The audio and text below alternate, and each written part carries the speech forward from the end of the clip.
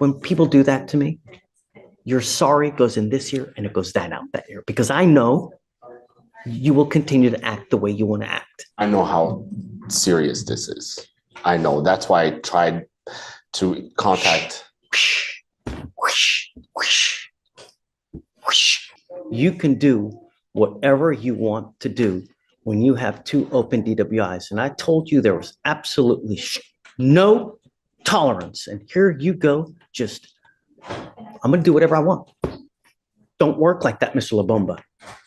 If you have things that you need to do, you need to ask for permission first. We don't know where you are.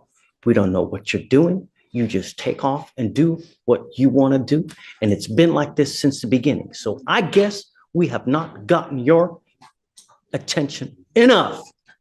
I tried. I sent an email to my probation officer to ask. You don't have a probation officer. You have bond conditions that you are supposed to live up to. Not. I'm sorry. I didn't know. You know well and good what you can and cannot do. You have two open DWIs. And I don't want you out at night, and you are still doing whatever you want to do. I'm not. It goes with you. No, I'm not. You are. Your back. Again, I'm not. I asked for permission. I'm sorry. I swear to They God, don't I'm not. have authority to give you permission to do anything. I didn't know. I didn't know. Then you call your lawyer, you come up here, but you don't do things after the fact. You violate and then ask for I asked for permission before I went to the meeting. I did. I swear to God, I did. And she didn't respond to me till after the meeting. And I told her if I know, You I were wouldn't. talking to the wrong person, Mr. La Bomba. I didn't know. You knew that this was strict compliance with two open DWIs.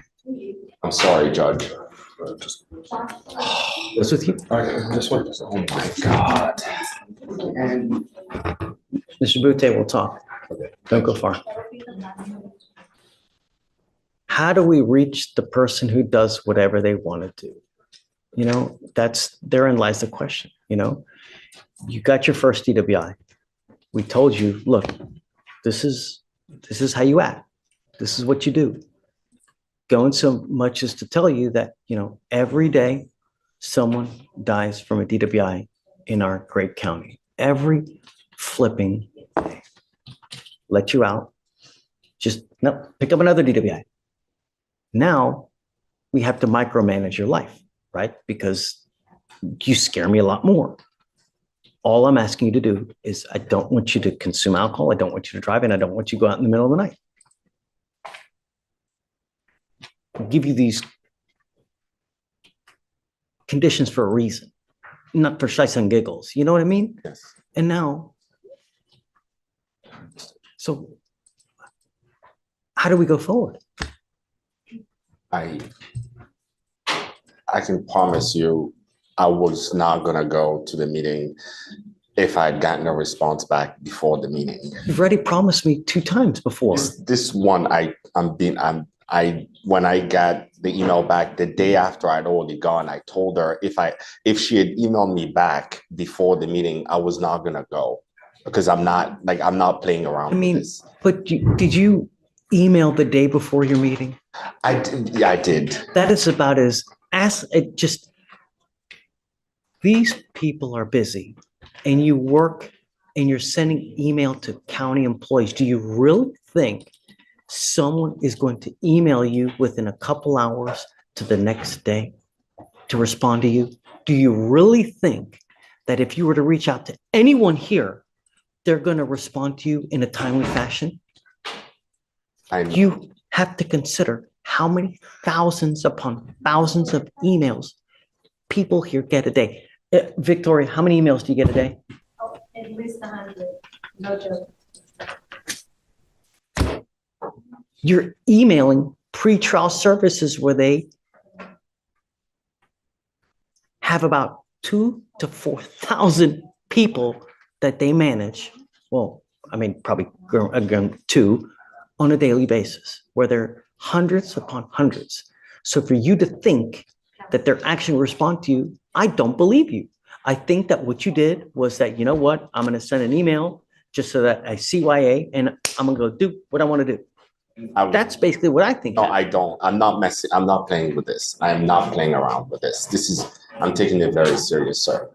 Very serious. I'm very. There is no act and ask for forgiveness later. We don't subscribe by that theory. We don't.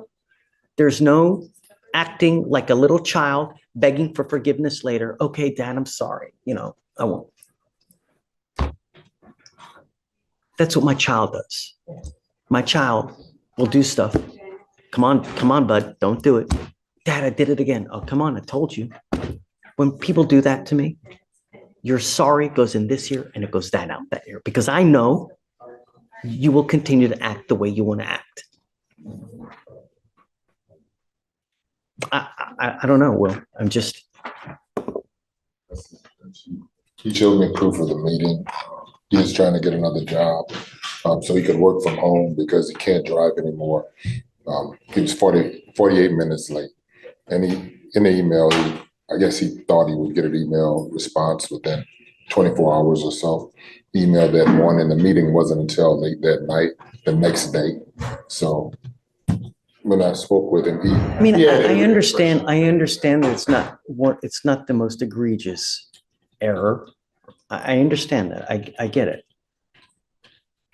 But a condition is a condition. And the problem is that if we let you go, what does that tell you? I know how serious this is. I know. That's why I tried to contact.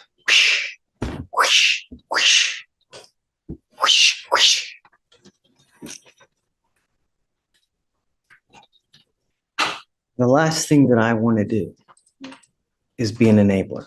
The last thing I want to do is act in a way where it tells you that it's okay for you to do what you're doing without consequence. Because one of the biggest things that I like to teach here, because, in a way I think of myself like a father to everyone. I like to teach, right? And I want everybody, no matter who they are, no matter what color they are, no matter what they're doing in their life, I want them to leave better. And I want to impart that you have to always think of consequence. Because 90% of the people that come here have no self-control and react without thinking of consequence. And it's a shame, because if you did, we would have such a harmonious life. I mean, we wouldn't have the death and destruction we have on our roads. We wouldn't have the killing that happens here on a daily basis. The judge gets very angry at the defendant because he already has 2 open DWI cases and was given strict bond conditions. He was told not to go out at night without permission, but he still attended a meeting without getting proper approval first. The defendant keeps apologizing and says he emailed for permission, but the judge tells him he contacted the wrong person and cannot break the rules first and ask for forgiveness later. She explains that the court does not know where he is going or what he is doing, which is why the conditions are so strict. The judge warns him that his repeated apologies no longer mean much because he keeps making the same mistakes.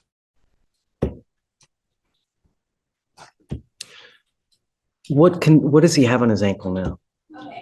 I guess You have a scram and a GPS monitor? Yes, Judge.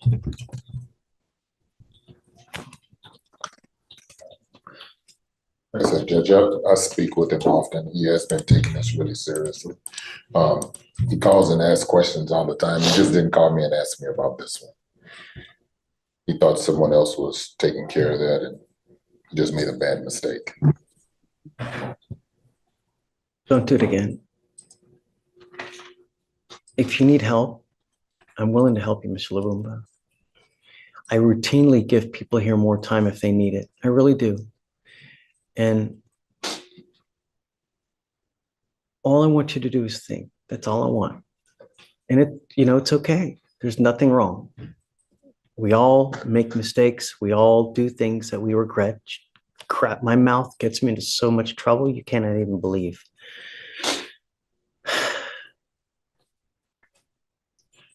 I will continue your supervision. Just please don't. Okay? If you ever need anything else, just come back. Let us know. We can help you. If you need more time for work or whatever, don't ask for forgiveness after the fact. Just come back here first. You know, contrary to popular belief, we're not that bad. Really. All we want is our public to be safe, you know? And if I know that I can count on you to help me with my public, then I'm more inclined to go with you. The defense lawyer explains that the defendant was trying to get a work-from-home job because he can no longer drive, and he even showed proof of the meeting. The lawyer says the defendant made a mistake, but has otherwise been taking the case seriously. The judge still reminds him that rules are rules and that every action has consequences. She says the court's goal is public safety and wants him to learn responsibility and self-control. In the end, the judge decides to continue his supervision but gives him a final warning to always ask for permission before doing anything in the future instead of apologizing afterward.